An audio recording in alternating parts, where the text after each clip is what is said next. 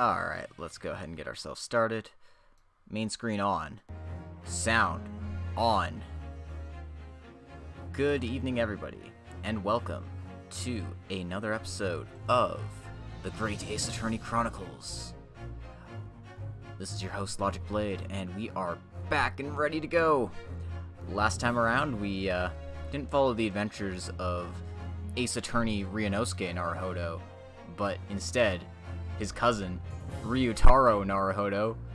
No, well, it's not his cousin at all. It was the adventures of Susato Mikotoba and her adventures into lawyering.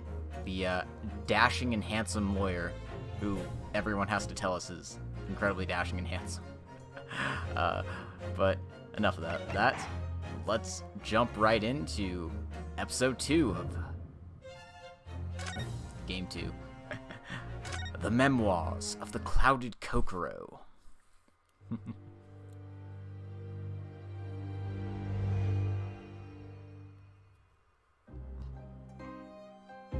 Welcome, Sora. It was a ghastly tale of a winter's night.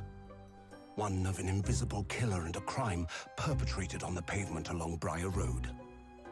As the victim lay at death's door, the mystery of just who had stabbed the young lady from behind had been resolved. But no sooner had my friend saved that Eastern Exchange student from his harrowing plight, then in the dim, flickering shadows of gaslight did a second bizarre crime rend the stillness of that very night. I dare say most can still recall the sensational headlines of the day. Haunted apartment of death, the condemned criminal's curse, the dread demon of coal gas. That damn coal gas, man. Yet, though the great detective had at once discerned the truth upon his arrival at the scene, it only proved to be the overture that announced the rising of the curtain on a most tragic play. Well, that's fairly dramatic. My name is Ryunosuke Naruhodo. I'm a fledgling lawyer, just starting out on my journey. 6 months ago, I arrived as a visiting student of law, having made the long voyage across the sea from the Empire of Japan to here, London, England. And on the way, in quite extraordinary circumstances, I made the acquaintance of a world-famous detective. Currently, I reside in the attic of the detective's own lodgings, from where I run my legal consultancy of sorts. I've successfully defended a number of clients in Britain's highest court, the Old Bailey. But since a particularly grueling and unforgettable legal battle 4 months ago now, I haven't returned to the courtroom. In truth, I lost my right to return. But that epic trial was just one small part of an epic tale. A tale which was now about to awaken from slumber, thanks to a letter that arrived this morning from my homeland.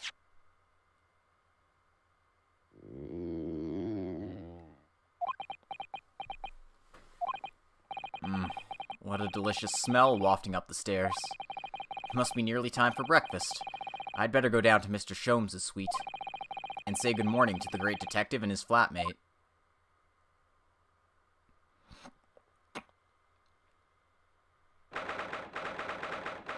"30th of August, 7:28 a.m. Sholmes' suite." Ah, Bruno, good. I was just about to call up to you. The bacon's ready. Good morning, Iris. It smells delicious as usual. Before we eat, though, I have some news. I had a surprise this morning. Shh! Not another word, Mr. Naruhodo. This could be just the abstruse thing for my pre-breakfast, stagnation-repelling mental stimulation, my dear fellow. Morning to you too, Mr. Sholmes. Ah, yes. I see. So that's it. A little close there, buddy. The truth is as clear to me as day. My faculties of observation have revealed it again. What are you talking about? You, Mr. Naruhodo, you have, this very moment, met with a surprise. Well, is that not the case? Really, my dear fellow, it barely warrants explanation. Firstly, your hair is particularly unkempt, somewhat reminiscent of a bird's nest. Secondly, you have neglected to fasten the third button of your jacket. Clearly, when considered together, these two facts point to you having been flustered this morning. Can I talk now? But of course, though I don't look for admiration, you understand. My hair always looks like this. It's been this way since I first met you. Oh, it has? And the button was ripped off last night, if you remember. By you. Hurley pulled your button off. Lewd. Ah, yes, I recall the incident now. It was after supper, was it not? As the evening advanced, I picked up my violin and began to play the wailing notes of a haunting tune. But then, to my utter dismay, the third string snapped. Why did it have to happen? Why? Little wonder, then, that in my vexation I grabbed the first button I saw and ripped it from its proper place. Well, I'd like it back now, please. It's troubling me that I can't fasten my jacket. And it's troubling me that you expect me to know where it is! Somewhere thereabouts on the floor, one presumes. Helpful. What matters at the present time, my dear fellow, is simply whether or not my deduction was unerring. But Hurley, Bruno said it when he came in, didn't he? I had a surprise this morning.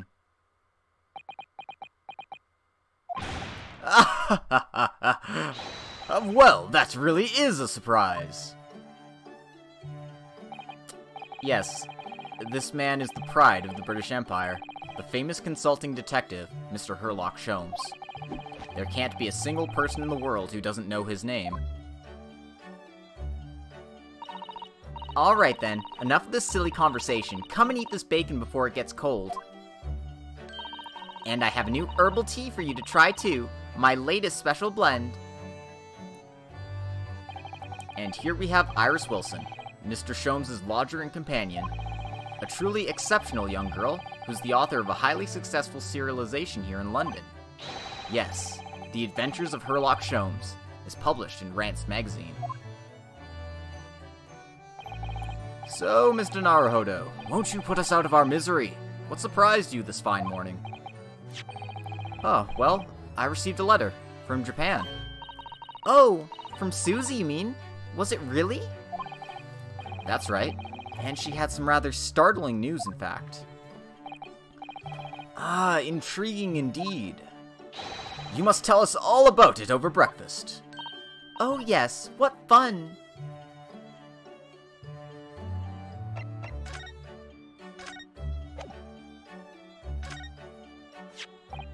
Oh, Mr. Sholmes, about this. Shh, not another word! Ah yes, I see. This would be a collar for a breed of miniature canine with a particularly long neck, and for winter use. Actually, it's the armband I always wear that symbolizes my role as a defense lawyer. Precisely, which leads us to but one conclusion. Your arm is in fact the particularly long neck of a miniature canine. I'm starting to wish I'd never shown him this now. The man's barking mad. Worth. Alright. This is the letter that arrived from Japan this morning, by international post. Oh, how lovely! Look at Susie's beautiful writing. I wish I could read it. And how is your judicial assistant faring, may I ask? She's very well, thank you. In fact, according to what she's written, she actually appeared as a lawyer at the Japanese Supreme Court and won a case. Really? Oh, isn't she wonderful? A cut above your good self, my dear fellow. I've won cases too, you know. Apparently, Mr. Natsume appeared in the trial as a witness. Natsume, no, I don't recall that name. Of course you do. We helped the man. Twice! You know, in those 2 cases that took place on Briar Road 6 months ago? Ah, the mustached twitchy man with the somewhat feline eyes and the mustache. He didn't have 2 mustaches, Hurley. Yes, who could forget those 2 cases? They made a very deep impression on me. Although I must confess the details are a little hazy now. A very deep impression they made on you. Clearly. So, what was this startling news penned by Miss Susato? Do you remember the case of the haunted lodgings, Mr. Sholmes? Ah, yes, it's very interesting, you know. I don't feel entirely uncertain that a case of that nature did not occur. He's totally forgotten then. Anyway, in her letter, Miss Susato asked that we read over her case notes again and investigate further. Though it took place half a year ago. For what purpose? Because of something that Mr. Natsume said to her, apparently. He suggested that the real reason why she was called back to Japan so suddenly might have something to do with that case of the haunted lodgings. Oh. On Mr. Natsume's return to Japan, Miss Susato's father questioned him about the case, she says. And something Mr. Natsume said appeared to trouble Professor Mikotoba, prompting him to send that telegram. Oh, that case, yes. It was very strange, wasn't it? Yes. And I had compiled the whole story into a nice, neat manuscript ready for publication, too. But then Hurley here was all funny about it, remember? He was very mean. That story must not be published, you said. Very mysteriously as well. Really? I said that. Are you sure? Do you perhaps know something about it as well, Mr. Sholmes? About why Miss Susato was suddenly told 4 months ago that she had to return to Japan? I see a typo.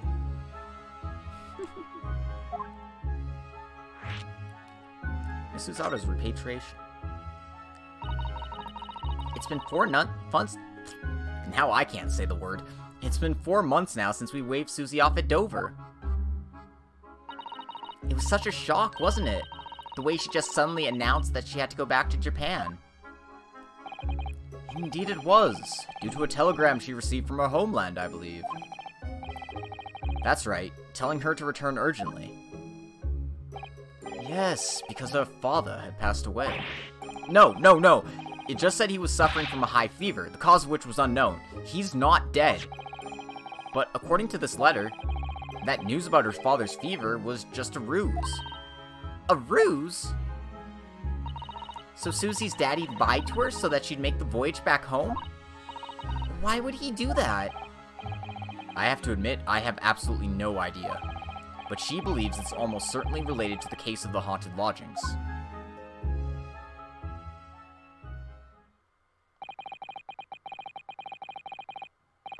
Hold on.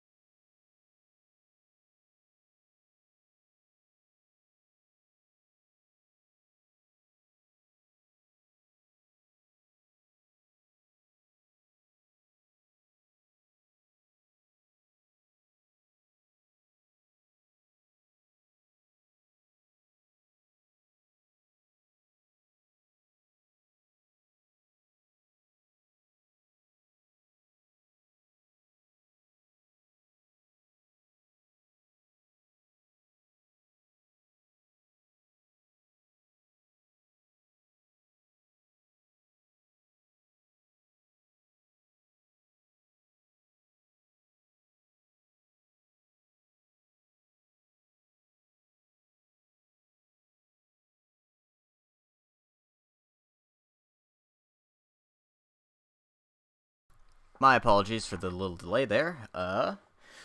Apparently it was a bottle drive, and I had no idea. Well, I mean, somebody was at my door, and they wanted bottles, but obviously, I had no idea, so why would I have bottles for them? That's annoying. Anyway, where were we? Summoning her back to Japan so suddenly, I wonder what Miss Susato's father is hiding. Hurley, do you know what it's all about?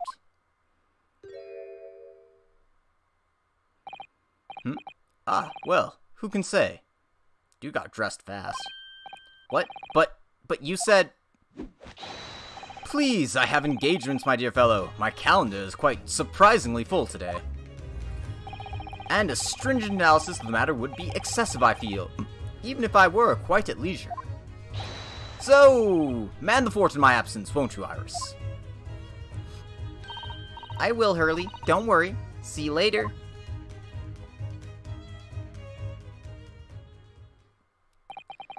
He scuttled off rather quickly there. I think perhaps Professor Mikotoba isn't the only person hiding something here. Soseki-san was involved in 2 cases, but only one of them was forbidden from being published. By all people, Mr. Sholmes. I found them at last. Iris, are they? The notes about the case? That's right. Susie and I compiled them together. The case of the haunted lodgings. Do you want to read them, Runo? Absolutely. Thank you, Iris. I have no idea what secrets could still be hiding in the shadows of this case. But perhaps if I read over the notes again, something might come to light. That's the spirit.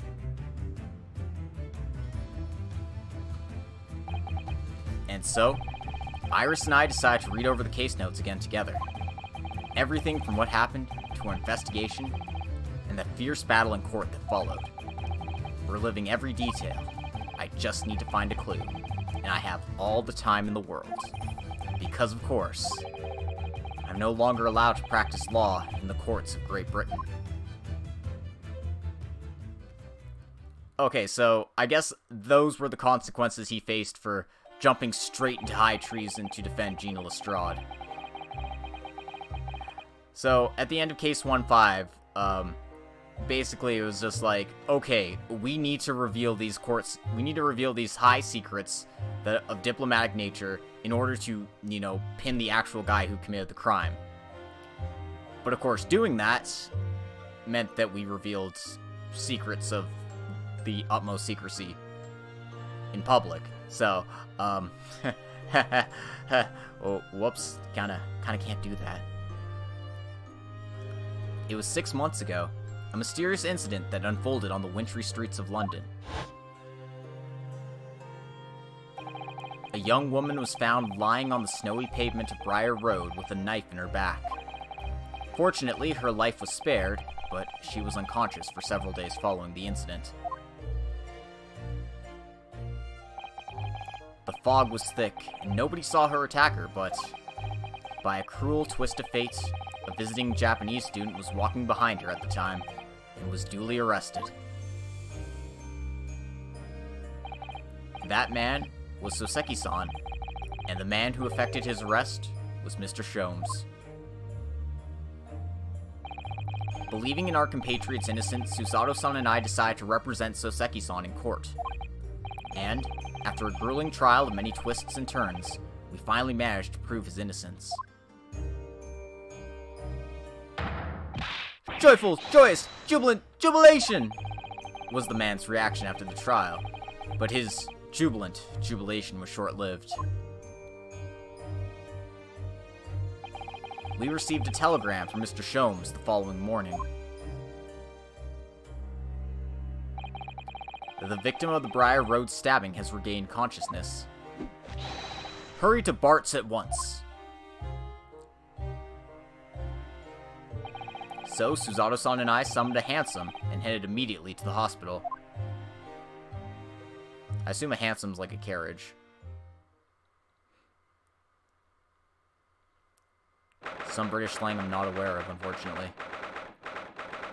February 21st, 5:30 a.m., St. Bartholomew's Hospital Recovery Ward.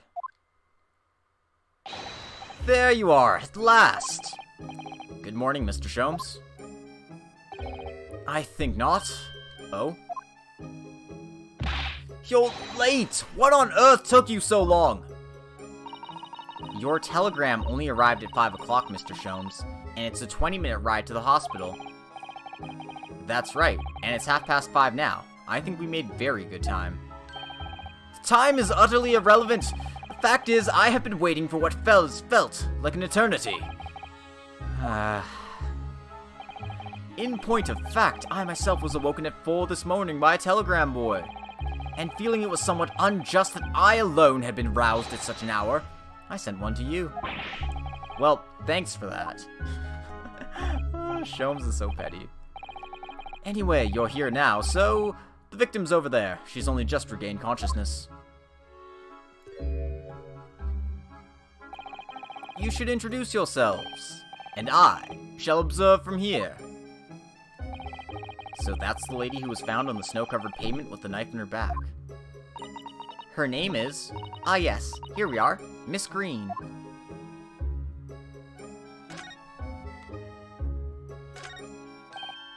Look, there's a photograph in this frame here. Oh yes, it's a picture of a young gentleman. He looks to be about the same age as Miss Green, I would say. Perhaps the young woman's special someone, do you think? My, Mr. Naruhodo. I didn't know you had a sense for matters of the heart. Not in the least. I sincerely said the first thing I thought of. This rounded wooden figure isn't the most charming, is it? Ah, I don't think that's a decoration, Mr. Naruhodo. It's an artist's mannequin, I believe, used when practicing sketching the human form in different poses. Really? It's not exactly what you call a typical figure for that purpose, though, is it? No, I suppose not. I confess I've never seen one quite so full-figured before. Well, if you want to draw a full-figured person, it's the right tool for the job.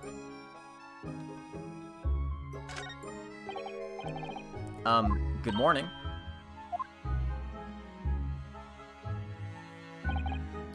Hello, I'm, Ryunosuke Naruhodo, from the Empire of Japan.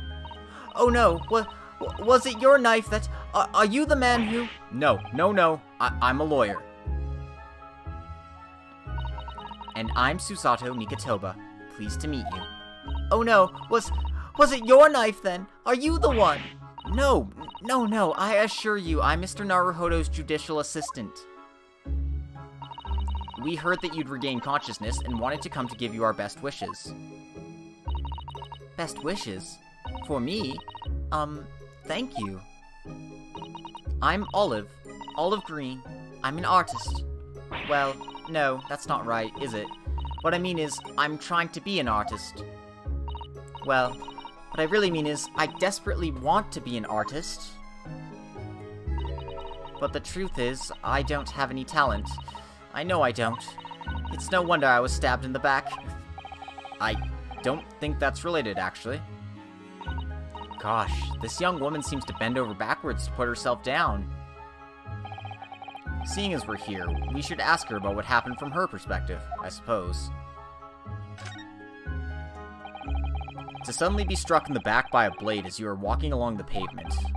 What a terrible experience you had, Miss Green.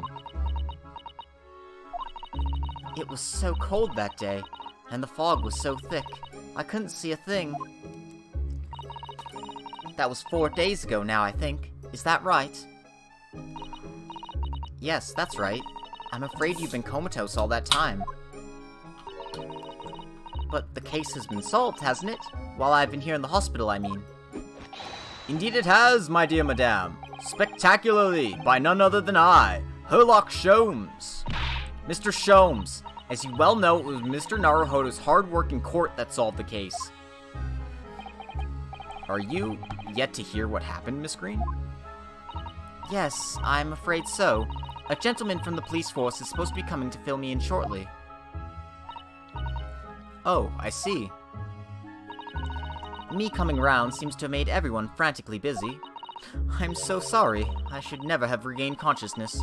It was selfish of me. Oh, no, we're all so relieved that you're on the mend, Miss Green. Really, we are.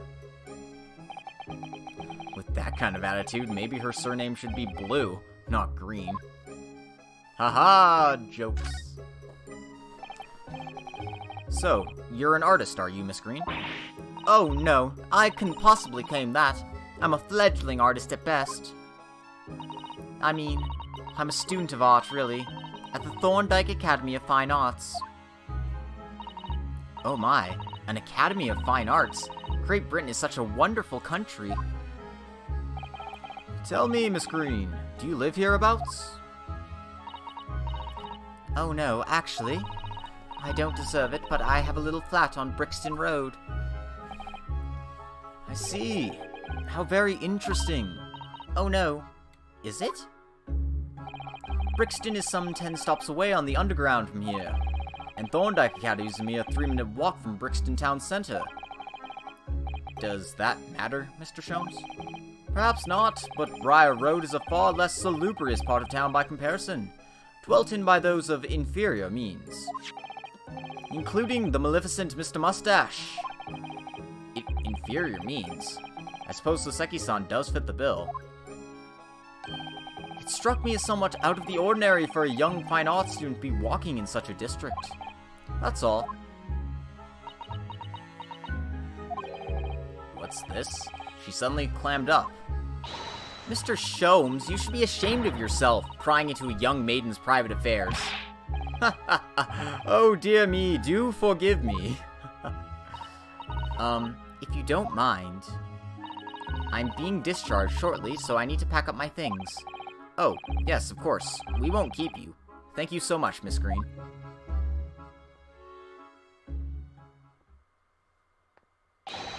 Is there a Mr. Narrow Fodder here? Mr. Narrow Fodder? Narrow Fodder now? Well, if you're looking for Naruhodo the lawyer, that's me, but... Ah, Mr. Narrow Fodder, good. This is for you. It's a message from Mr. Saucy Nutsmeg. Mr. Natsume sent a message. To me? Saucy Nutmeg? But why would a policeman be delivering a message from Mr. Natsume? Exactly. What's going on? What's a Scotland Yard constable doing playing delivery boy at this time of morning? What are you waiting for? Let me see that! Oh. Well, this is most unexpected. Is something wrong, Mr. Sholmes? Is something wrong, Mr. Sholmes, he says. Have you not seen this note? No, how could I have? It would seem that London's criminals have no intention of letting the great detective rest. A new case calls. A case of murder, no less. We must depart at once. Murder? Call a cab! Time is of the essence. But the trouble is, we've yet to read Mr. Natsume's note. I was thinking we ought to pay him a visit in his lodgings once we did. That will be entirely convenient. Convenient? What do you mean? It's all here in the note, my dear fellows. The murder we must investigate took place at Mr. Mustache's lodgings. Wait, what? I'll hail a fiacre at once. I assume a fiacre is also a hansom, is also a cab. But also, my god, Soseki-san, why are you so unlucky, my dude? It was only yesterday that Soseki-san was in court and we were dispelling doubts about his innocence. And now, the very next day, there's a murder at the man's own address. He may very well be the unluckiest man alive. Or so it seemed to us at the time, but we were soon to discover it was worse than we thought. Oh my god. Poor Soseki-san. Actually, if I screw up this case, do I get like... No, that didn't happen. That's a time paradox. That'd be silly. 21st of February, 7:18 a.m. Mr. Natsume's lodgings, ground floor.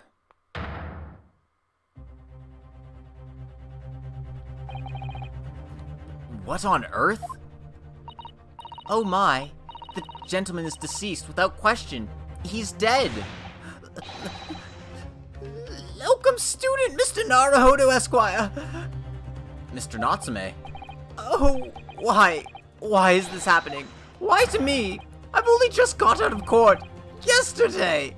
I was finally home after 2 days of misery. Then I wake up the next day to this. No early bird should catch a worm like this. Woeful worm without wiggle. I see you're in high spirits again this morning, Mr. Mustache. Ah! Not the horrible Herlock Sholmes! Shoo! Shove off! Show yourself the door! I never invited you! Mr. Sholmes came here with us. I'm quite sure he'll be able to help you, Mr. Natsume. I am entirely at your disposal, Mr. Mustache. What can I do for you?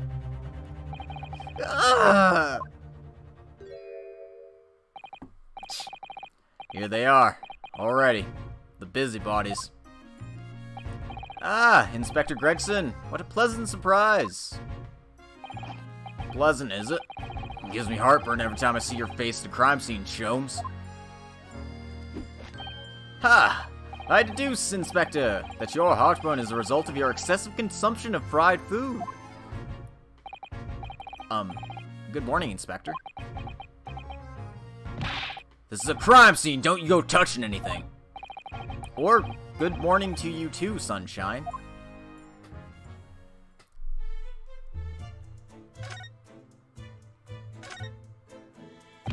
Oi, I said hands off, you're gonna mess up my crime scene. Oh, no, I just wanted to look, that's all. No chance, I know your kind. You'll mess it up just by looking at it. Someone's in a bad mood. There's certainly some bad air in here, isn't there? Alright, it sounds like I'd better talk to the inspector first, and try to curry some favor. So, Inspector, what was the victim's name? Who was he? Mr. William Shamspeare. He was a lodger here. As you can probably tell, he was an actor. A bit of a dead loss, as it happens, or just dead. Mr. Shamspeare?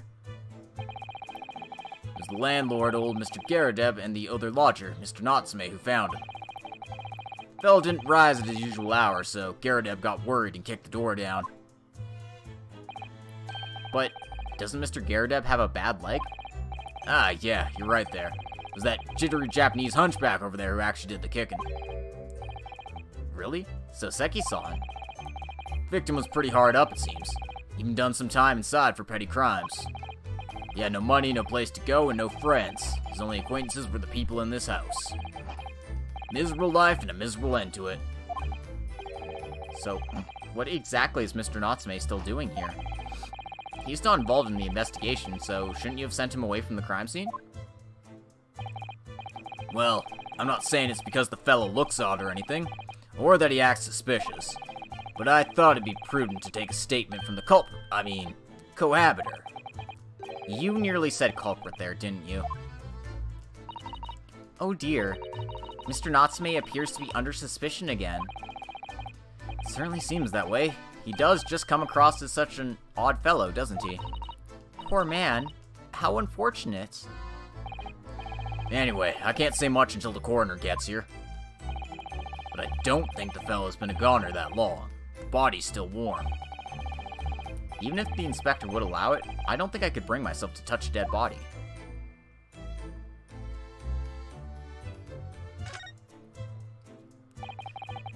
What a terrible thing to have happened. It's only been 3 days since I was arrested for the incident on the pavement outside. And then, having finally regained my freedom, it starts happening all over again. Endless existence of excruciating experiences. So the victim lived here on the ground floor, and your room is just 1 story up, isn't it? Yes, that's right.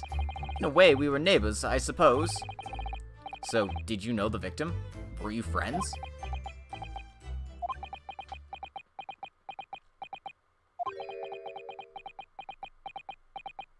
Buddy? What's the matter with the Soseki-san now? It was an innocent enough question, wasn't it? Why does he seem so shaken by it? Well, I suppose he wasn't a complete stranger. But did he ever invite me into his room? Never! On my honor! I swear it! What an extreme reaction. You're probably wishing you'd never asked now, aren't you, Mr. Naruhodo? When we found him here, I felt wretched, which is why I sent word asking you to come. Through that inspector over there!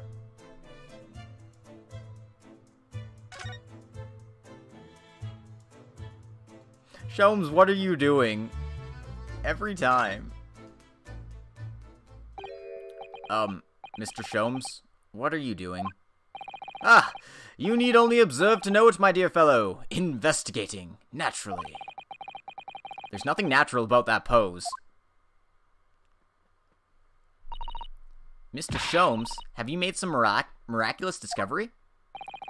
Patience, my dear madame, patience. We've not been in here in this room 5 minutes. So far, all I've managed to deduce is what actually happened. My goodness.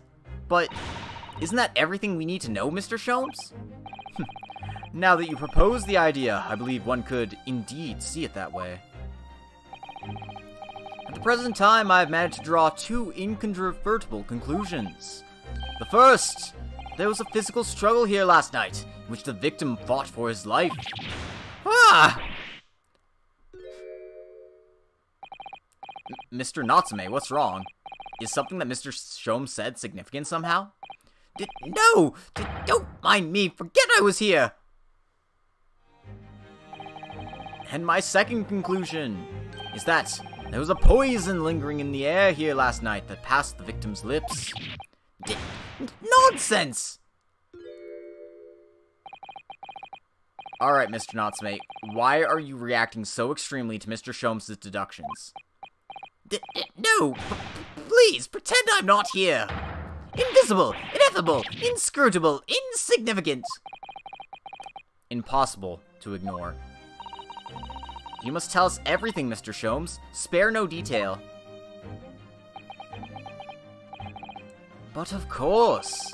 Let the theatrical tragedy before us be unraveled by my great deductions, presented for your pleasure in 2 acts. We've heard some truly astounding great deductions from Mr. Sholmes in the past. No doubt this will be no exception. What miracles will unfold before our eyes this time? So, my dear fellows, for your delight and wonder, let the curtain rise. For Herlock Sholmes' Logic and Reasoning Spectacular, Act 1. Oh my god. Herlock, why are you like this?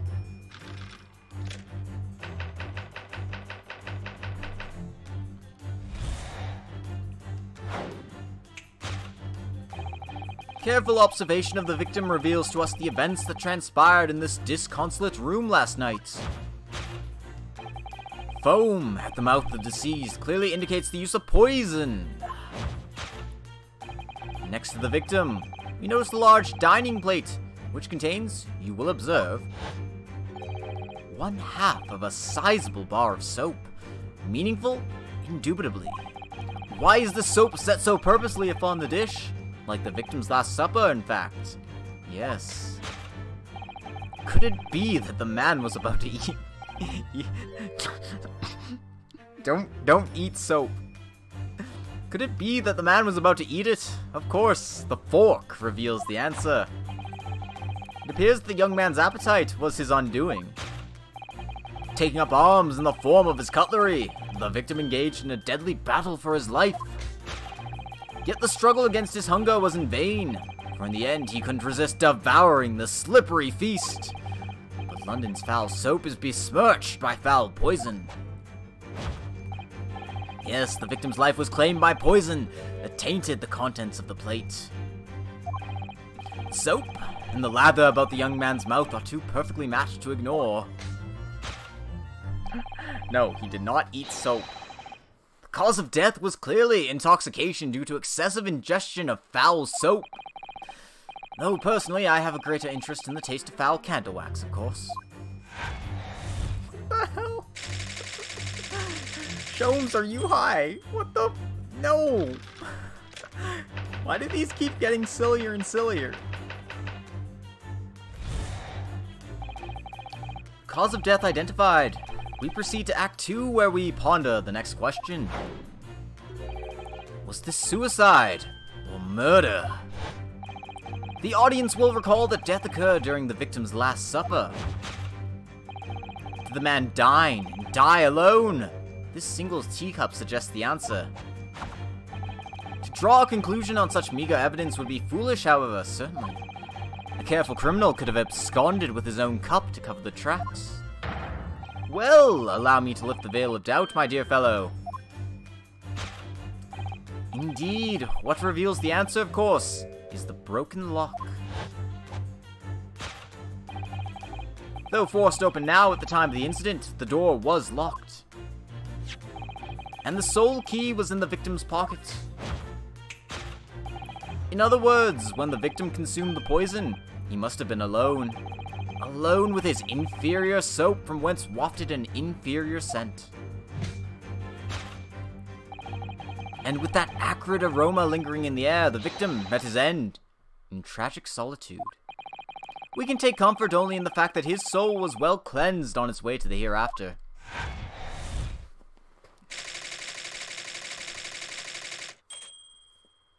No possible perpetrator present. Okay. It thus concludes the final act of Herlock Sholmes' great deduction. He ate soap and he died. No. No.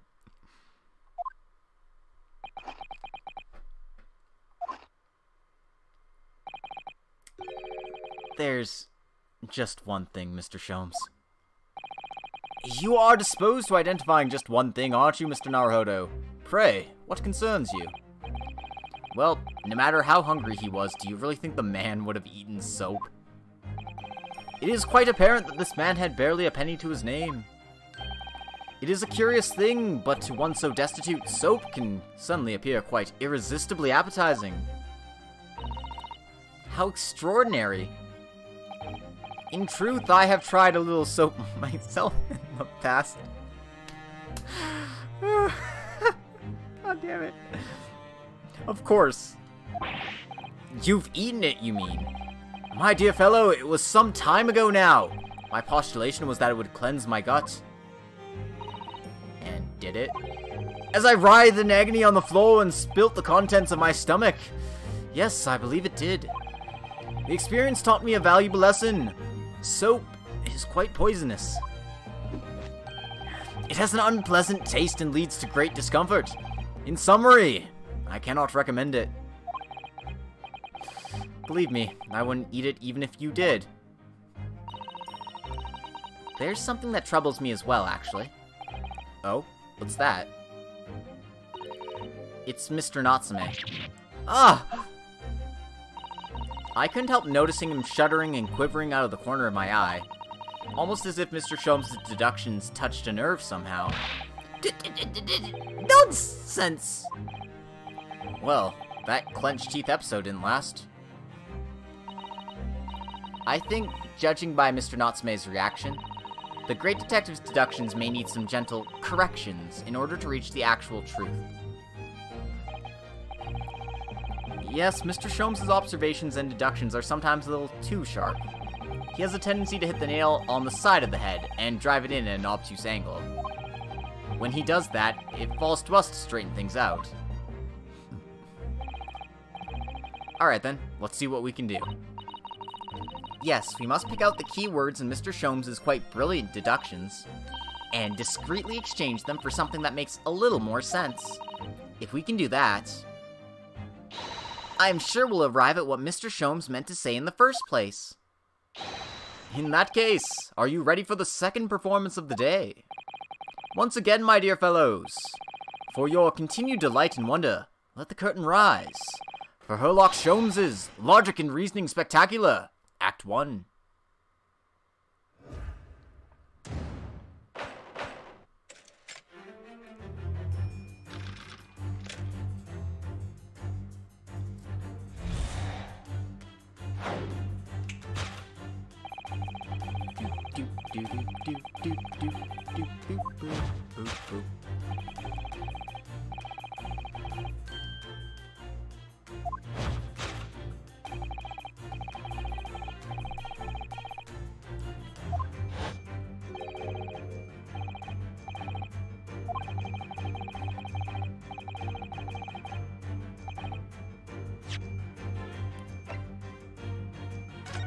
Oh, why are these back in the court record?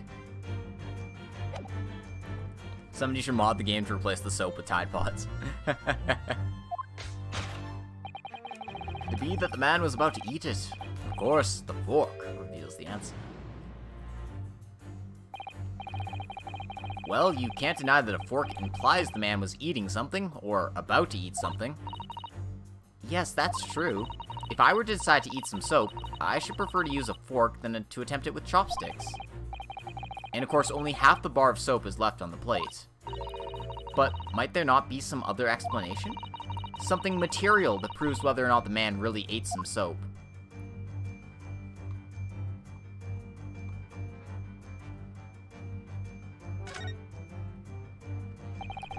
Do you think he was drinking tea with his soap? The cup's empty, so there's no way of knowing. Oh, how about this for an idea? Perhaps the cup was full of water, and he was dissolving soap in it so he could gulp down as much as possible. Please remember that he may not actually have been the soap lover that he's been made out to be.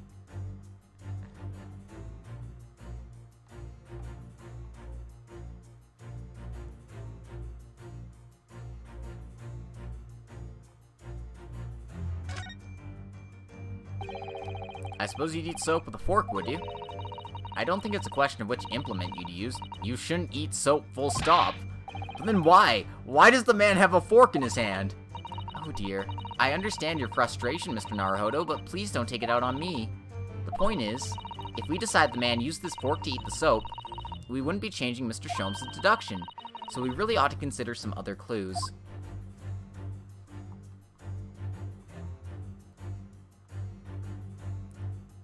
Yo, we're back. Yep, we're back. Also, is this literally all I can examine? The fork and the teacup? Not the soap, not the hat down here, not the... This is a flashback to the second case that Mr. Natsume was involved in. I guess I'm presenting the teacup. Take that! Nope. I don't see anything else.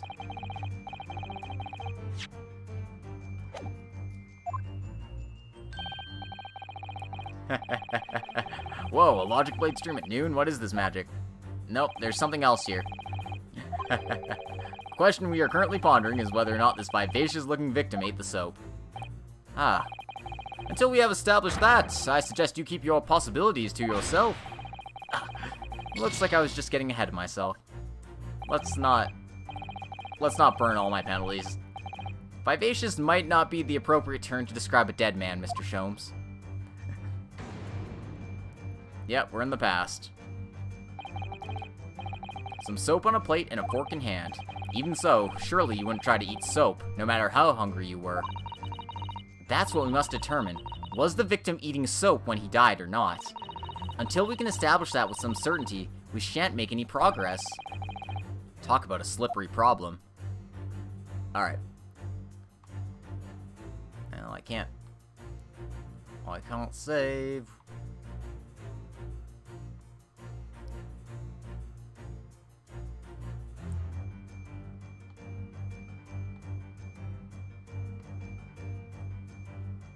I can't save, and I literally cannot examine anything else.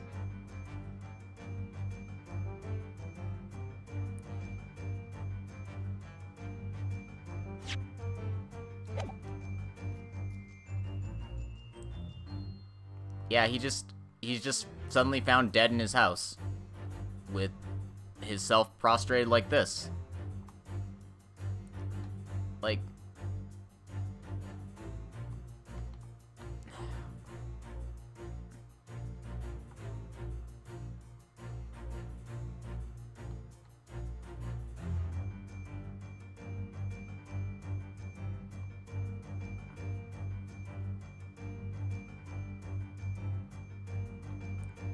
There has to be something else I can, like, highlight.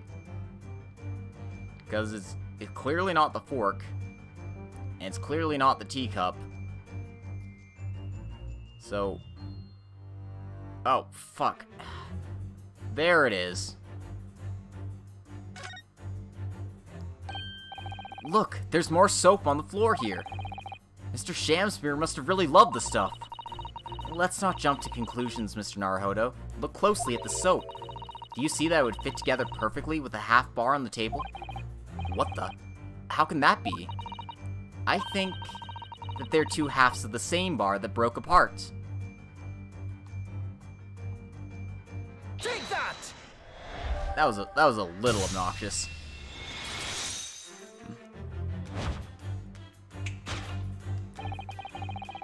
I'm gonna save mid-thing here. Could it be that the man was about to eat it? Of course, the other piece of soap reveals the answer. Alright, let's make our save and not make some silly mistakes again. It being the other half of the soap on the table. In short, the victim was not eating soap at all. But it's obvious, really, for no depths of hunger could drive any man to attempt to eat soap.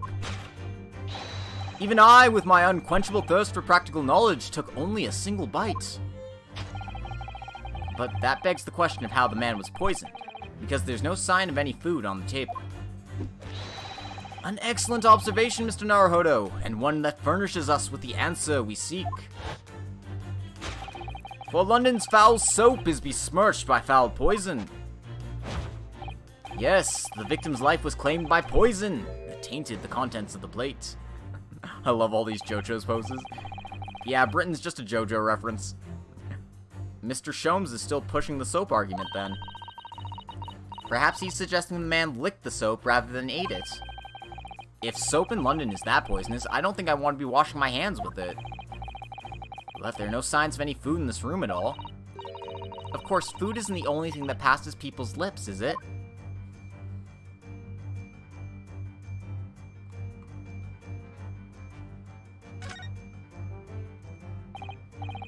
Yes, a Western vessel for the servings of infusion of dry tea leaves. It's a teacup, Mr. Naruhodo, as you well know. Stop putting on airs. And it's empty. Ah, so we've already established that the victim wasn't eating soap when he died. However, there's significant evidence to suggest that he was drinking tea. My thoughts exactly. Take that!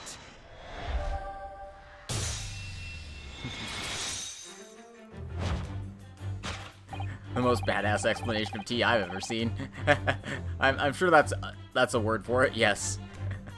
Yes, the victim's life was claimed by poison in that tainted the teacup. Indeed, cups have been the vessel of choice for practicing poisoners over the centuries. And it would appear that this victim drank every last drop. There's no sign of food anywhere in the room. Which leads us to the immutable conclusion. The cause of death was clearly intoxication due to the ingestion of poison contained in this teacup.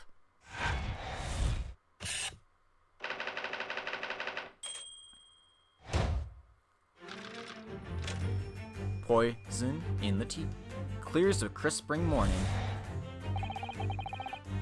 Cause of death identified. We proceed to Act 2, where we ponder the next question. Was this suicide or murder? The audience will recall that death occurred during the victim's last supper. Did the man dine and die alone?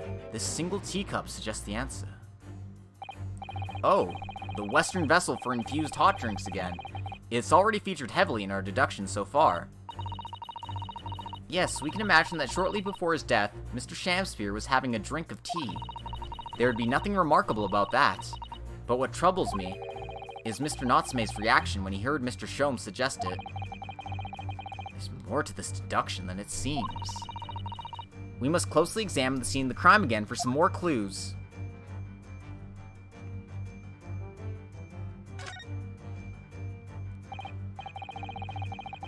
It's another Western vessel for... It's a teacup! And it, too, is empty. Given that he's actually holding this one in his hand, we can assume that this is the cup from what Mr. Shamsphere was actually drinking. But if that's the case, this changes everything. Everything we've deduced up to now is turned on its head. I have a bad feeling about this. I almost don't want to say it. Yes, I know exactly how you feel. But we have to.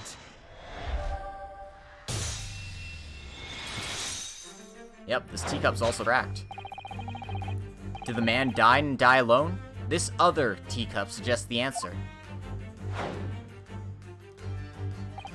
Yes, there were 2 teacups in this room all along. Ah! In other words, this is a strong indication that at the victim's Last Supper, there was a guest present. At the very least, we can say now with certainty that somebody else was here in this room last night, taking tea with the victim. What are you talking about? Utterly, unbelievably, unjustly unreasonable! Draw a conclusion on such meager evidence would be foolish, however, certainly.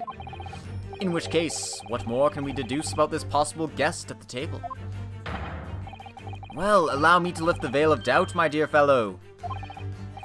Do you mean to say you know who exactly was in this room at the time of the victim's death?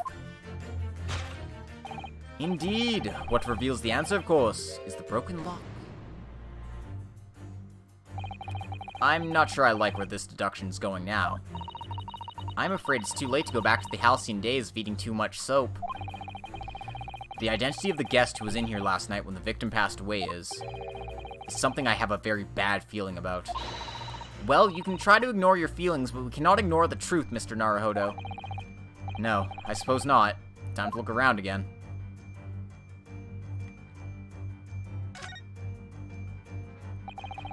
At first glance, it seems that the only things in this room are the makeshift stage and costumes. I overlooked these 3 books initially. I wonder what they are. Let's see. The titles read The Picture of Monsieur Lecoq, Canterbury Yearnings, and A Meal for Gaborio. Wait, I'm sure I've heard those titles before. It could just be an incredible coincidence, but they're the exact same 3 books that Mr. Natsume purchased the other day. What? Yes, on the day of the unfortunate incident when Miss Green was stabbed. Soseki-san had just been to a bookshop and bought them. That's right. And now those 3 titles are here in the room of the victim? Yet Mr. Natsume claims never to have been here before. What does this mean, do you think? I really don't know what to make of it. Take that! Well, sorry, Soseki-san, but we're implicating you. Indeed, what reveals the answer, of course, is the pile of familiar books. Quite so. It's no mere coincidence that these 3 titles are here in this room. It's the link to the truth. Mr. Natsume, you purchased these books 4 days ago at a secondhand bookshop. That's just a coincidence! In that case, you'll be able to bring the same 3 titles from your own room, will you not? This very moment? No! Never! Non-negotiable! If you can't bring your own copies here, it proves that these 3 books are in fact yours.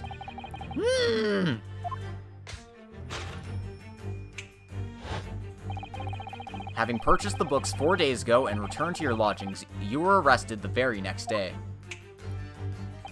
So you could conceivably have brought the books here on that evening, but you never mentioned that. In other words, you could have only brought these 3 books here to the victim's room.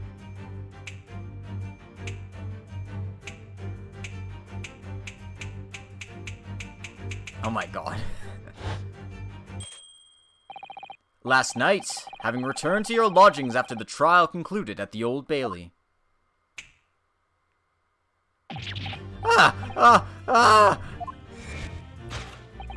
In short, there's only one possible conclusion. The victim died here in his room last night as a result of poisoning. And that same night, the victim had a visitor. And that visitor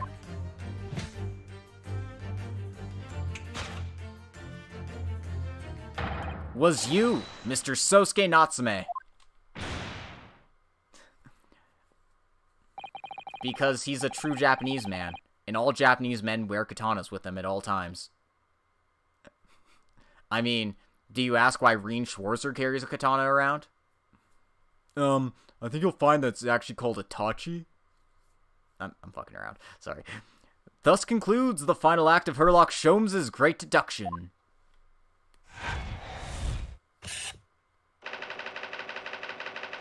Soseki Natsume at the scene.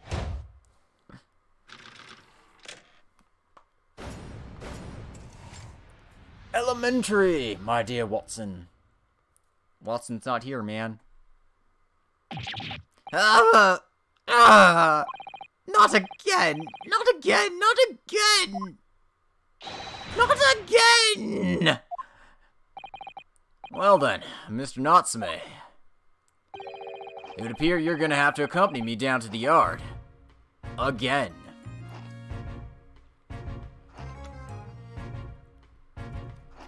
But anyway you look at it, it's basically a longsword. But wait! Hold your horses! Yes? Door! Key! Locked! Entry! Exit! Entirely impossible! He's so flustered he's being even stranger than normal. What? You think that's an alibi? You could have just made a copy. What? You live in the same building after all. You'd have plenty of opportunity, I'm sure. But... Misery me! Sorry, sir. You'll get your chance to give your side of the story later. Facts speak for themselves, Mr. Mustache. Ah! You horrible hairlock Sholmes! He really has found himself an arch rival now, hasn't he? Come on now, don't dilly-dally. Outside, there's a carriage waiting. Locum student Mr. Naruhodo Esquire. I never imagined I'd be in this position again, but... You have to help me! Please! Please, I'm innocent! Alright, I understand. We'll come to your cell later and talk about it. And one more thing. Oh, yes? My poor little kitty cat. Please give him his breakfast for me. Aw. He's got his priorities straight. And so, his evil curse still apparently unbroken. So Seki-san found himself once again the prime suspect in a case of murder. Asking for our help after we just sent him to jail. Pretty much. Thanks to the incriminating deduction of the great detective.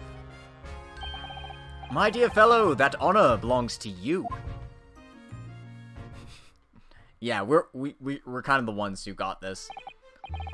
If we just stuck with Sherlock Holmes' deduction, this would just be suicide from eating soap, and we'd be done. Well, at least that means Inspector Gregson's no longer here. We can examine the crime scene in more detail now. Yes, that's right. Oh, and of course... What? Have you forgotten what the inspector mentioned before? It was the landlord, Mr. Garadeb, who discovered Mr. Shamsphere. Oh, Mr. John Garadeb, yes. I expect we could find him in his sitting room at the top floor as usual. Right, we must remember to go and talk to him later then. But for now, we have crime scene to examine. So Seki's forbidden case. Yep. It's forbidden because Sherlock Holmes didn't want to get out that he's actually eaten soap. That would ruin him. Oh, the poor man, so young to die. Do you suppose it was a very painful death, being poisoned as he was? I don't know. All we can do now is hope he'll be reborn to a better life. Yes, I suppose you're right. I wonder... Do you think that putting our hands together in a Japanese prayer will help a British soul? Sorry? I made sure I had a reference at the ready for just such an occasion as this, actually. This book is entitled, The Beginner's Guide to Praying for the Departed, the British Way. I'll just reread it now. One moment. There's quite a spine on that book, isn't there?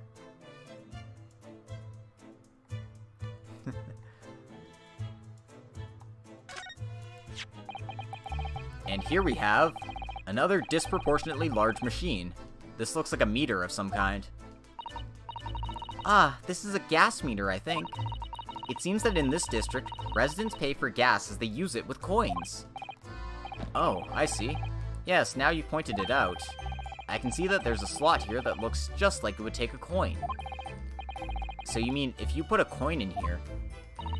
That's right, that would buy you about 2 hours of gas for light and heating. So if you were a poor person with no money, you'd have to sleep in the freezing cold? Yes, or if you were a scatterbrain with no change because you forgot to exchange your money at the bank. Thank goodness there's no meter in our office.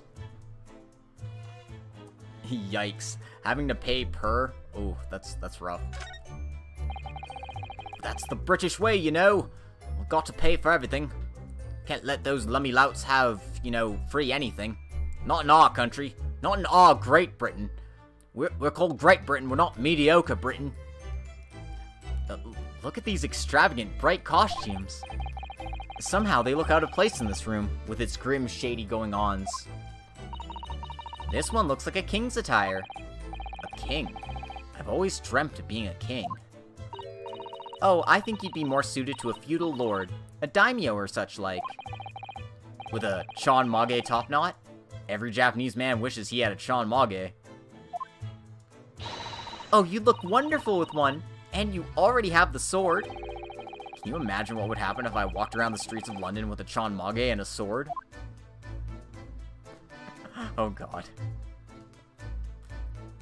Mediocre Britain has quite the ring to it, though. Yeah, I approve of mediocre Britain. Mediocre Britain, it's just Wales. No, that's mean to the Welsh. Literally, it would just be England. And there's not much on the shelves, is there? Just this wine glass and bottle. And both of them are cracked. Yes, not much use, are they? What's the matter? Oh, I was just reminded of the Reaper, that's all. Prosecutor Lord Van Zeeks? Yes, he's so reckless with his wine glasses, I was thinking it's a waste, and then he should donate some to the needy. You can suggest it next time we meet. Oh, God. What's this? It looks like part of an envelope, I think. Yes, I think you might be right. Perhaps it was torn off when the letter was opened. Is that significant? Well, it's a little out of place, perhaps. When you look around the room, there's no sign of a letter, or the rest of the envelope, in fact, is there. Oh, she's right. And yet here we have the torn off end of an envelope. It just strikes me as unusual. I agree. We'd better take this just in case. What, evidence to examine?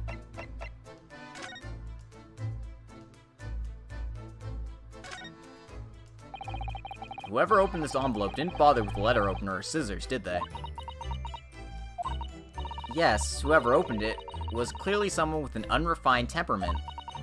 And judging from the angle of the rip here, the person in question must have been right-handed. Miss Susato? I think perhaps someone's been reading too much of The Adventures of Sherlock Holmes. You can never read too much of it, Mr. Naruhodo. Never! Aw. Okay, I don't think I'm gonna get anything more out of that than that. This crack looks very suspicious and I want to check it out, but I guess I can't.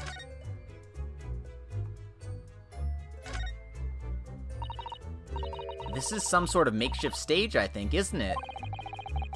Where does the audience sit, though, for the nightly Shakespeare performances?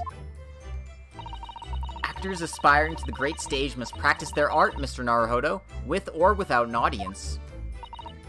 In fact, on a related note, perhaps you should set up a mock bench for the defense in your office. What? Then you could practice your art every single day. I'll think about it. If you promise to don a beard and play the role of the judge. Well, if that would help you achieve your goal. This I have to see. Aw, Susato. I'll rise for Judge Susato. I mean, she's already cosplayed as a lawyer, so, like, why not? This is a gas wall light, isn't it? It must be connected to a gas pipe in the wall. Gas lights, a gas stove. London really is a city of gas. Gotta step on the gas tonight. Sorry, I couldn't help myself. But now that I think about it, Mr. and Mrs. Garadev have known fire on the top floor, didn't they? Oh yes, you're right. I don't recall seeing a gas stove up there. Well, I much prefer a real fire anyway. It's so much cozier.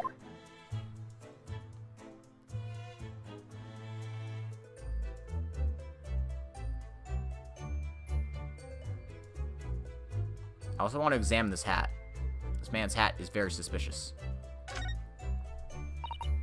Oh, one of the teacups that Mr. Shamspear and his guests drank from last night. But don't go drinking from them, Mr. Naruhodo. There's bitter poison inside. I'm not planning on drinking any, don't worry. Anyway, the cups are both empty.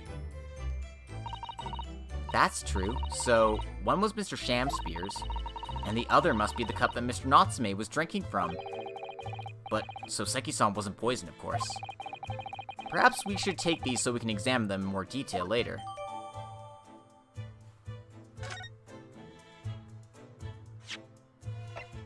Like right now?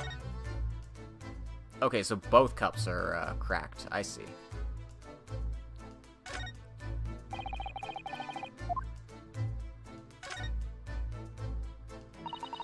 This is the teacup from which Mr. Natsume was drinking. Yes, unlike the other one, the inside of the cup is completely clean. I suppose he must have drunk the contents before the tea had a chance to leave a mark. I always gulp it down too. Sorry, Mr. Naruhodo. Well, if you just sip it little by little, it goes cold. Clearly, I shall have to instruct you in the proper way to take tea.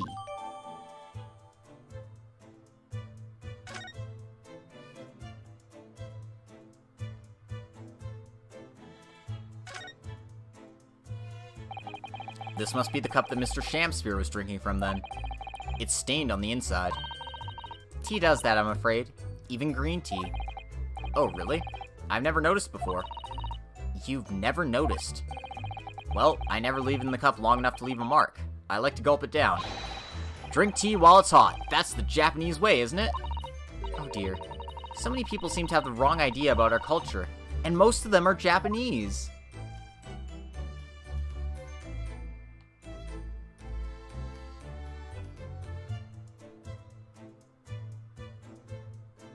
I think that's all I'm going to be getting out of these for now. Ooh.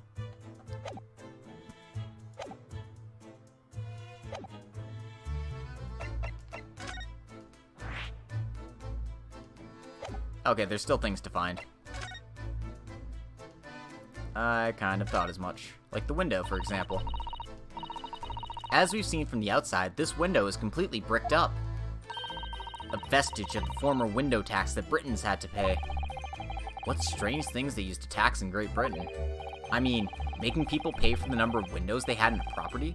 It's extraordinary. It's heartbreaking to think of the poor having to block up their windows just to avoid an unaffordable tax. Oh! What is it, Miss Susato? If you look closely, a number of the bricks are loose.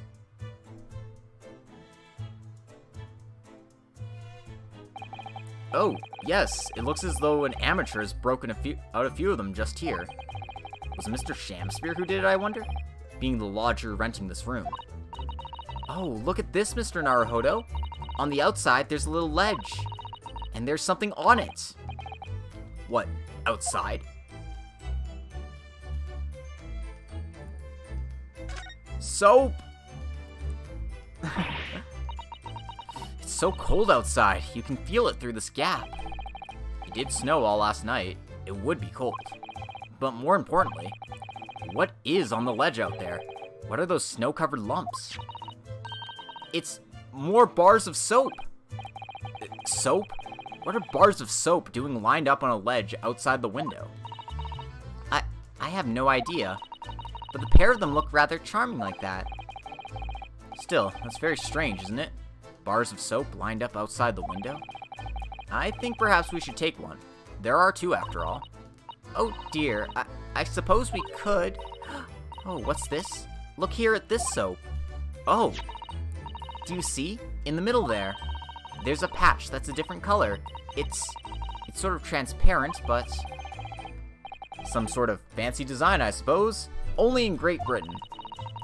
It looks like the Hinamaru flag of Japan, doesn't it? How wonderful. It's probably a very expensive brand. Expensive? Then what's it doing in this ramshackle old room?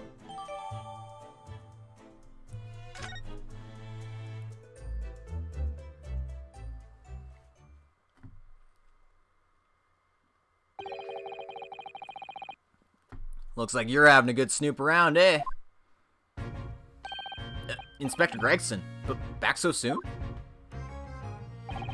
After I threw that little Japanese fellow in the clink, I went and reported this to the investigation division. 5 minutes time, this place will be cordoned off by the yard. Oh, I see. Well, we'd better be leaving then. Poor Mr. Natsume must be feeling very low being back in his cell again so soon. I'm sure. We should probably go and... What's wrong, Mr. Naruhodo? Ah!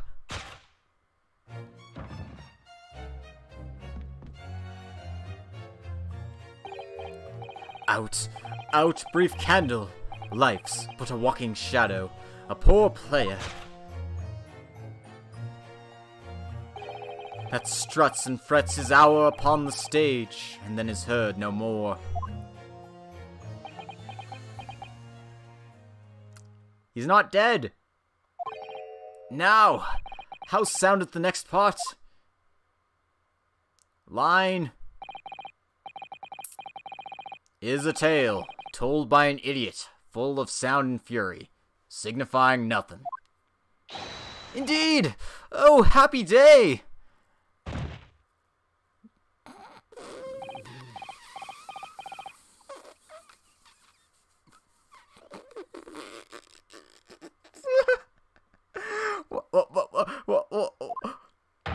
Walking Dead!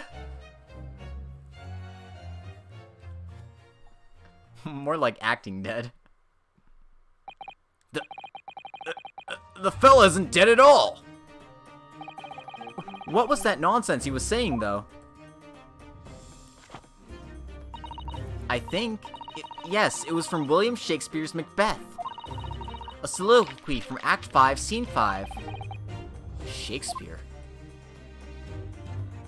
No, that's Shamspeare. So it was that the victim, Mr. William Shamspeare, came back to life. If the man had indeed been poisoned, it transpired that it hadn't killed him. He was taken by emergency carriage to a nearby hospital for treatment, and Inspector Gregson evicted us from the scene of the crime, whatever that now was.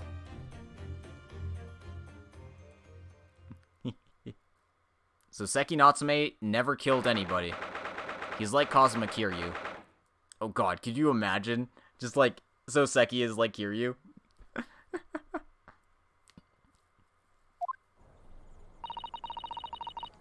Whatever do you think will happen now? Good question. What a strange situation for Mr. Natsume. Arrested for murder, but then the victim comes back to life. I think perhaps the victim was never dead in the first place. It seems very likely that Mr. Shamspeare did consume poison, as we deduced. You're gonna have to draw Soseki in Kiryu's outfit? Yes. Yes, you are going to have to do it. Because I thought of it, and therefore it must be written. It'll be written in memorial in the tome of Lenny's drawings. But, was it an accident? Attempted suicide? Or attempted murder? Until the truth can be established, I imagine the police will keep Mr. Natsume in custody. Oh no, what horrors have I wrought? I suppose so. Let's hope it doesn't come to anything more than a night in the cells. Oh, what's this? Who's that man? What's that man doing over there? It looks like he's trying to see into Soseki-san's lodgings.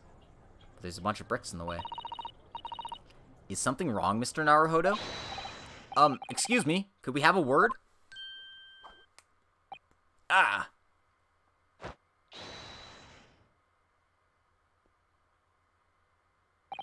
He just ran off. I feel sure that I've seen that man somewhere before. Where was it? I do too, but I don't remember. I wonder.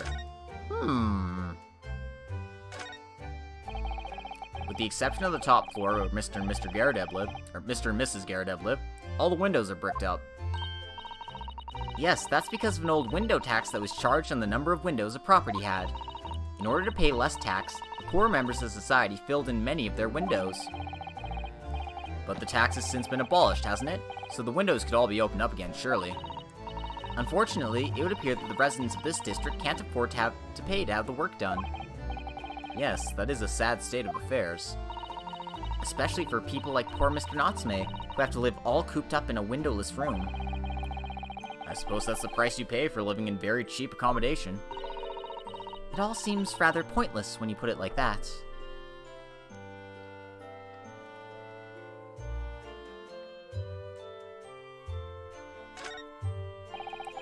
The Garradeb household and Mr. Natsume's lodgings are in a prominent position there on the corner. Sometimes when I look at the building, I can't help but feeling that it's at a bit of a slant. It does rather look as though it would collapse in even the smallest earthquake, doesn't it? And isn't it supposed to be haunted as well? I think I might have a hunch as to why Soseki-san is such a hunchback. Honestly, it looks like it got, exploded. There always seems to be a bicycle outside the Garradeb residence. I read that bicycles are extremely popular all over Great Britain in the moment, in fact. That one seems very warped, though, especially the front wheel. Is that to make it more of a challenge to ride, do you think? No, I'm afraid that may be a result of the rider's incompetence. For the front wheel to be so badly warped, I'm afraid the rider must have been similarly afflicted. Then there's a good chance Mr. Natsume has been practicing on this bicycle, I think. Oh dear, I fear you may be right. Jeez, just stick the knife right into the guy, why don't you? Why has somebody built the snowman on some sort of pedestal, do you think? That's not a pedestal, Mr. Naruhodo. That's part of the snowman's body. Really? But it already has a perfectly good body. Well, it's true that British snowmen are usually made with 2 balls of snow. Perhaps this is a foreigner. And now we're looking at him as he's strange. Poor man. I know how he feels. If anything, it's Japanese and British 2-ball snowmen that are the strange ones, isn't it? After all, real people do have 3 sections. Head, torso, and legs. Do you ever think that perhaps you think about things too much? I didn't realize that 2 snowball snowmen were common. I was pretty much under the impression that all snowmen were supposed to be 3 people.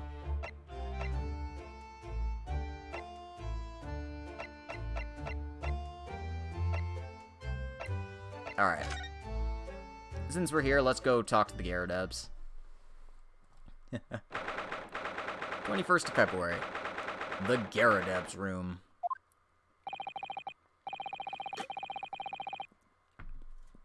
Here we are again. The eccentric landlord's eccentric top-floor abode. We're here because Mr. Garradeb's the one who discovered the incident this morning, don't forget. Ah, you chaps, eh? Yes, good morning, sir. Thank you for your cooperation in court yesterday. It was quite a trial. As much for Mr. Garradeb as anyone, really. Came straight back here after all that business at the Bailey yesterday. Didn't expect to wake up to more bally nonsense this morning. I wonder if you wouldn't mind telling us exactly what happened, Mr. Garradeb? Yes, I suppose you'd like to know all about that dead loss of an actor chap in the ground floor room. Those were exactly Inspector Gregson's words, weren't they?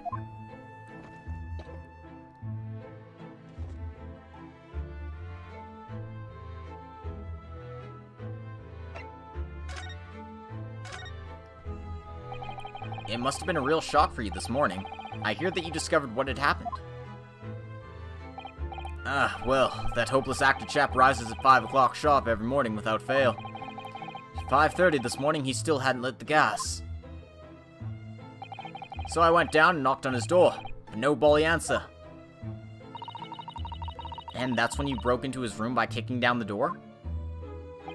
Well, I called on that rum-looking Japanese chap to do the grunt work, of course. Wasn't it a little premature to kick the door down? The man could have just overslept by half an hour. That's very true, Mr. Naruhodo. If 30 minutes oversleeping warranted such behavior, I'd have to kick your door down every morning. Well, you know, better to be safe than sorry and all that. Is it just me, or is he avoiding our gaze now all of a sudden? Except that it was a sorry situation indeed that you found on the far side of the door. My guess is that the gas heating that Shamspear uses goes to the Garadeb's household, so they're like, well, it's bully cold, we need to go wake up Shamspear and tell him to turn on the gas. Or something stupid like that. The victim's name is Mr. Shamspear, I believe. Is that right? Yes, William Shamspear. Took the ground floor room 3 months ago now. And how would you describe him? In a word, destitute. Destitute? Well, let's face it, the only redeeming feature of that room is the cheap rent. Anyone wanting to live in a place like that is either broke or has a bully screw loose. So, hard to choose which category Soseki-san will fall into. Mr. Naruhodo, that's a little rude. He was doing research as well. Research? Into what? Shakespeare, of course. Shakespeare! Read a few plays of the old bard myself, you know. Romeo and Hamlet and all that. Yes, William Shakespeare is England's most highly regarded classical playwright and author. He's known as Sao in Japanese, as you know, and many of his works have already been translated. It seems incredible that Shakespeare was shortened to Sao, though. Someone was too heavy-handed there. There were a lot of costumes in the victim's room, actually, weren't there? Of course, Mr. Natsume is a scholar of English literature as well. I imagine he and Mr. Shamspear would have had much in common.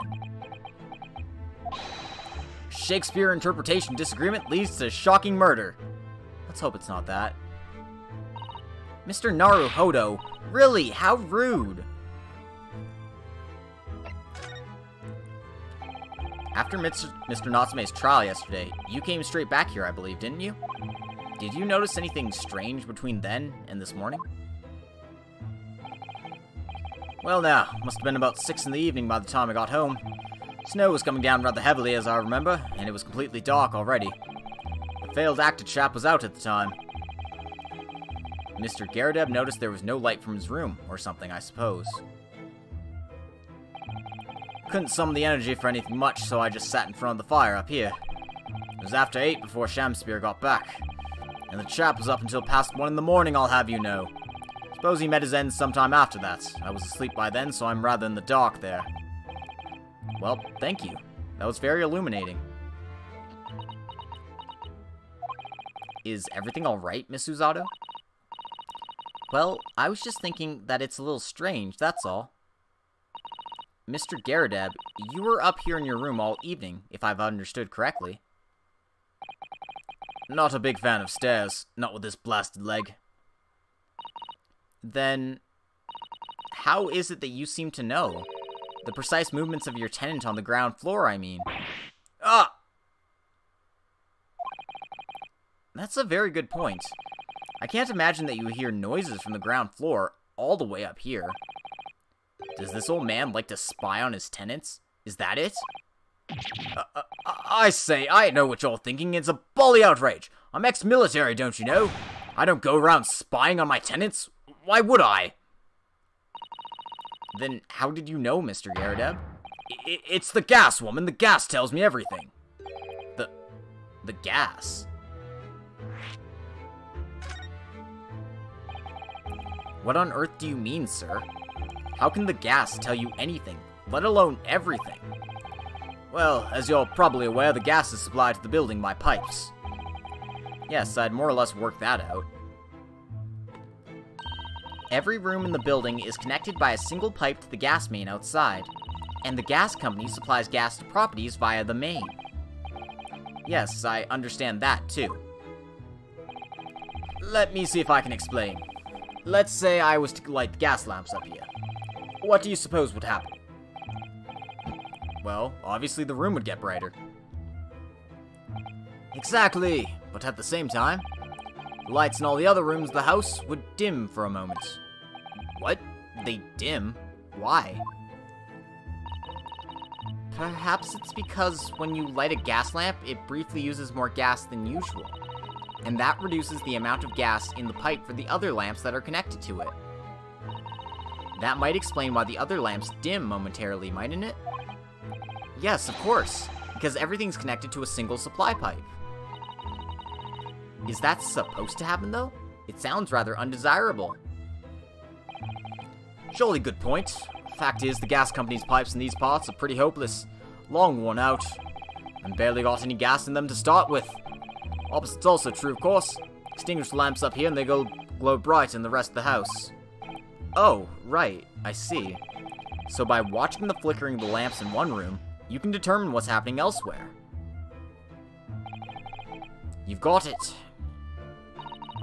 Oh, of course, because when people come back home in the evening, and before they go to sleep at night, what they're guaranteed to do is either light or put out their lamps and fires.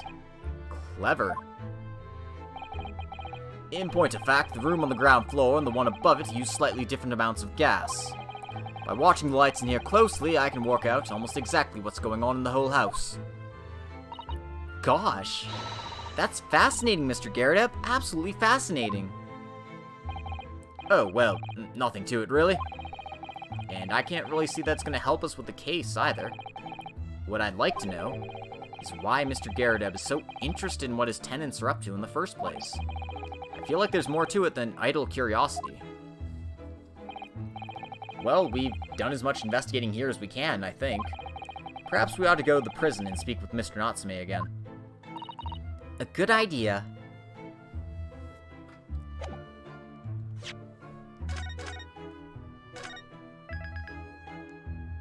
Oh. Also a good time to make a little save.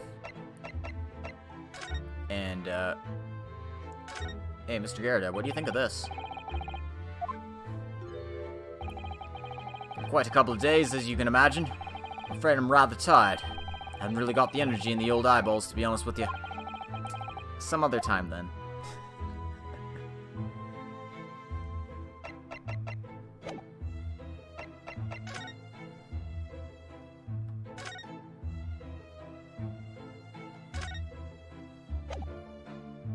Alright, let's mosey.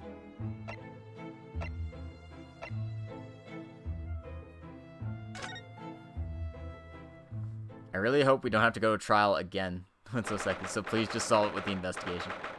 You're asking for miracles here. 21st of February, local prison, cell 9.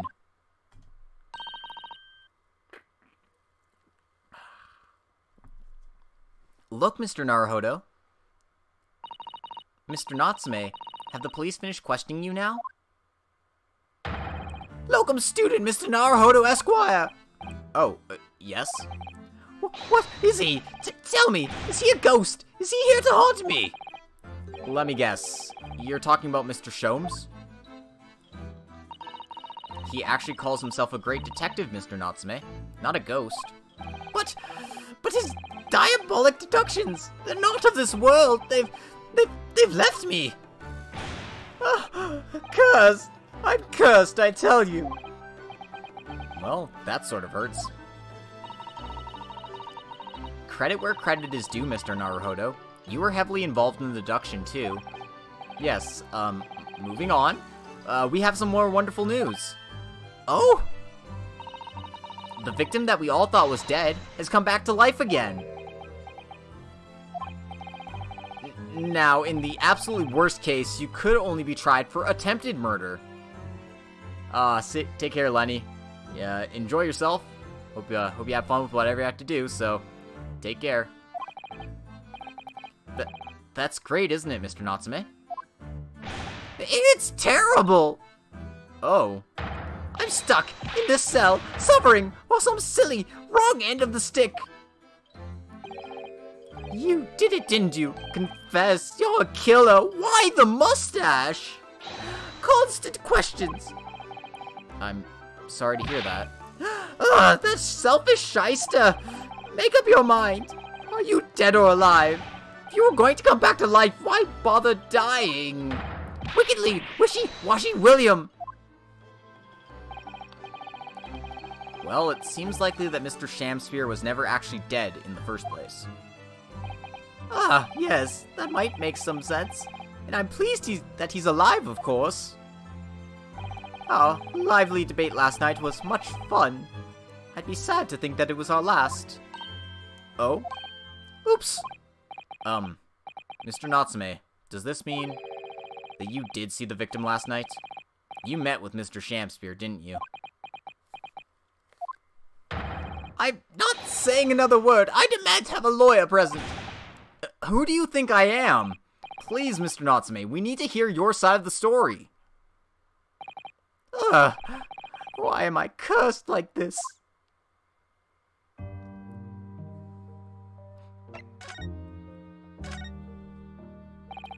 Can you tell us exactly what happened last night then, Mr. Natsume? There's nothing to tell. But, Mr. Naruhodo Esquire, I'm eternally grateful to you for helping me with that accursed case yesterday. The case that saw poor Miss Green hospitalized after she ended up with a knife in her back. It's hard to believe that was only yesterday. After the trial was over, I trudged my weary way back to my lowly lodgings. And that evening at past 9 it must have been, I visited Mr. Shamsphere. So, you did go to the victim's room then? As we feared. I didn't do anything wrong! I'd never been to his room before. It was the first time. Then, what made you decide to go? I bumped into him when I arrived back at the house. We got chatting and it developed into a discussion. But he had to go out, so I bade him farewell. That ties in with what Mr. Garrett said, that the victim went out and came back after 8. We met again later that evening at around 9 or just after, when I took some nice tea I brewed as a gift. So it was you who brought the tea that had clearly been drunk at the scene then. And I suppose you were discussing the works of Shakespeare, were you? Yes, that's right. That's exactly right. Romeo and Juliet. Who was the stronger? It was a delightful debate. I'm sure. Such a stimulating subject, Shakespeare! And the debate became very heated, so you slipped poison into Mr. Shamsphere's tea? No, never, not at all! Team Juliet won, that was me, and when I left his room, the flamboyant fellow was fighting fit, I swear it, categorically!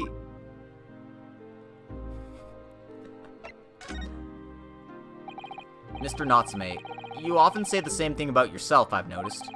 That you have a cursed existence. I'm sure I've mentioned this to you before, but I've been here in Great Britain for a year now, and in that time I've learned that it's no place for me.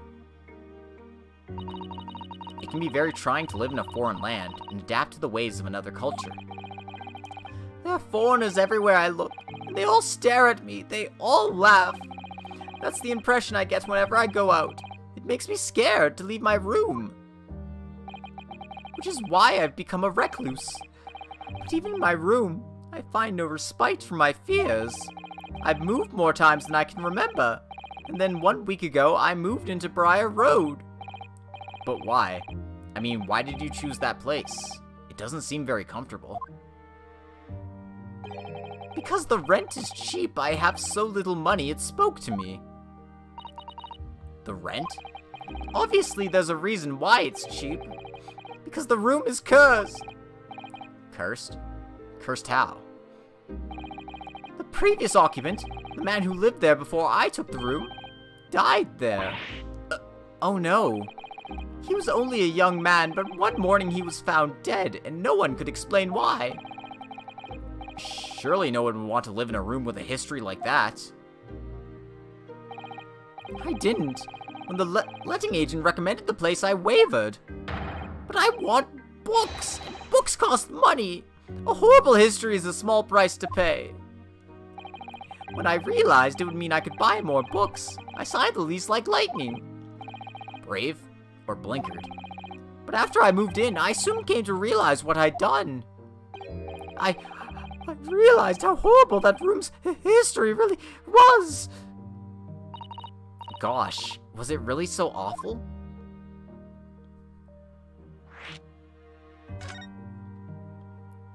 Tell us more. How did the room's horrible history affect you, Mr. Natsume? What happened? At first, it was just a feeling. The feeling of beady eyes boring into my back, watching me. Do you think that might just have been your mind playing tricks on you? No. My mind doesn't know any tricks. It was someone else. It's been one long nightmare ever since I was given the keys to the place. A nightmare? You've been having bad dreams, you mean? All of the souls who died in that room lean over me in my sleep and try to strangle me. That really is horrible. And now I come to think of it, it happened again last night too. The very same night that Mr. Shamspear was writhing in agony from the poison in his body.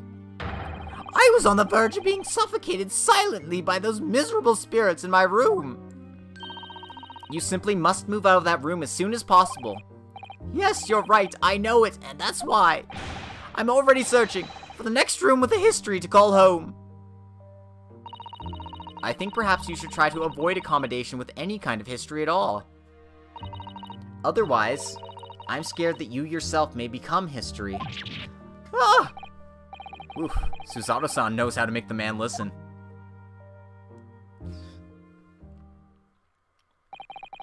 Of course. Mr. Lord of the Manor is worried about the curse in my room as well. You mean Mr. Garadeb? Yes, he knows that if people keep dying there, he'll never be able to rent it out again. Well, that's true. I, for one, wouldn't go near the place. Oh, perhaps that may explain why the landlord pays so much attention to the gas lamps and his tenants' movements. You mean, because he's worried about their well-being? He does seem to have an unusually keen interest in the amount of gas in the pipes. There must be a reason why he keeps such close tabs on the occupants of his let rooms. What do you mean, he pays so much attention to the gas lamps? Oh, dear, no, it's nothing to do with you, Mr. Natsume. Please, forget I said anything. Oh, now you're talking about me behind my back as well. What's important is that Mr. Shamspear isn't in fact dead at all. Once he's come round and he's able to tell us what happened, we'll be able to get you released. Yes, please. Oh, I do hope you're right. Excuse me.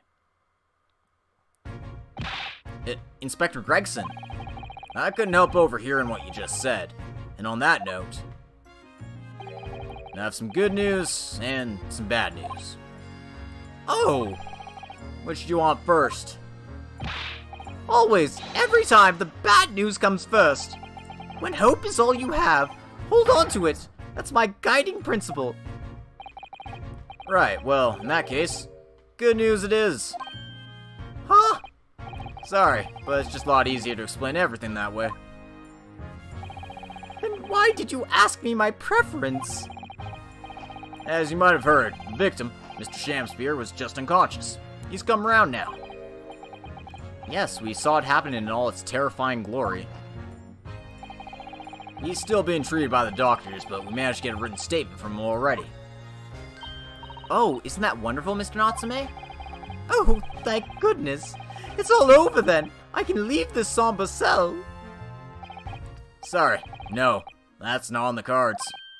What? Why ever not, Inspector? Mr. Shamspear has implicated someone as being responsible for what happened last night. Implicated someone?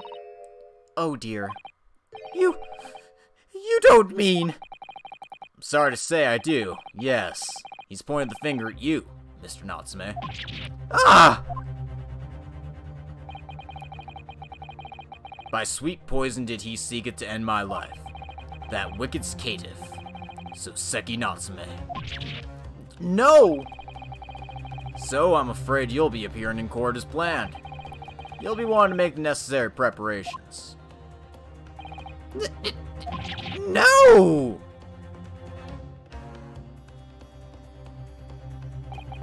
And so, once again, Soseki-san found himself having to take the dock in the Old Bailey. Whether his room was haunted or whether he was just terribly unlucky, I knew I had no choice. The following day, I would represent him in court, and do my utmost to break the curse that blighted him.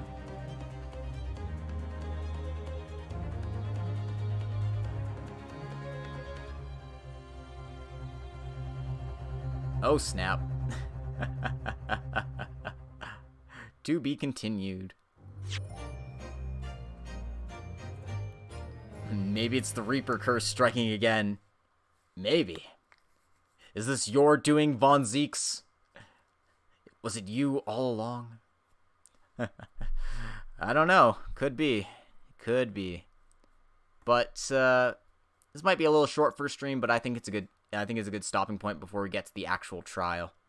So I'm going to call it an episode here today. Thank you all for coming. I hope you enjoyed it, and I hope you join me for the trial whenever I decide to get to it. I feel like we don't have a lot to go on with this, so we're gonna have to hear a lot from Mr. Shamspear to figure out what's going on. But yeah, I hope you all enjoyed yourselves. Take care, and we'll see you next time. If you want to help support the channel, feel free to like, comment, subscribe, and if you're not a bot, you can follow me on Twitch. It doesn't seem like we had any bot issues today, so that's great. But yeah, that's it. That's all. Have a good night, and we'll see you next time.